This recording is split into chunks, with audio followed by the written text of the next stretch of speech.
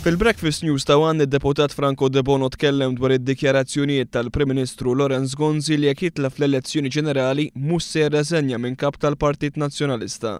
Qal li Lorenz Gonzi b'dak il-laqgħa ikkonferma l-kritika li lassirlu li hu granfat mas-siġġu tal-poter. L-akkużi fil-konfront tal-Prim Ministru għal dawn l-aħħar xhur kienu illi minkejja li tilef voti fil-Parlament, minkejja li deġenera fi gvern ta' koalizzjoni wieħed mid-deputati tiegħu stess, u minkejja li ma kellux maġġoranza fil-Parlament, baqa' granfat mal-poter. Iktar mu qed jagħmel kull mossa li qed jagħmel, iktar qed juri kemm hu granfat mal-poter. U allura naħseb fiċ-ċirkustanzi partikolari meta wieħed iqis l-istampa kollha, naħseb kienet l-ar risposta li seta' jagħti.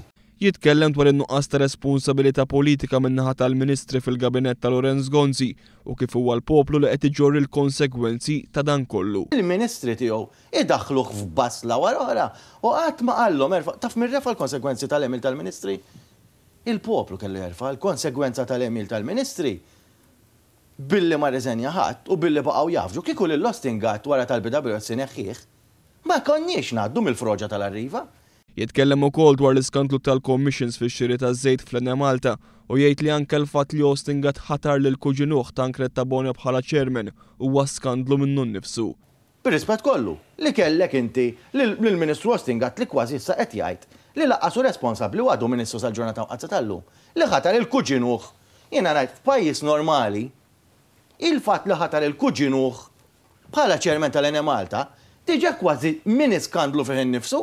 Franco De Bono jsemmi l-liġi tal-finanzjament tal-partiti u kif Lorenz Gonzi qatt mariet li din il-liġi tidħol fis-seħħ waqt li jsemmi lotja fil-forma ta' self li tal-kuntrattur sar invassallo lill-Partit Nazzjonalista. Jiena insult ieħor, isma' din ingħatat mingħajr obbligazzjoni, $250,000 u da li nasrna nafu bih. Ma dan normali skont il-Prim Ministru. Imma l-ar ħaġa Ramona x'inhi l-ar insulti, ġifieri meta qed titkellem man-nies, tismagħhomx ta' stupidi, tismagħhomx ta' imbeċilli għax mhumiex in-nies.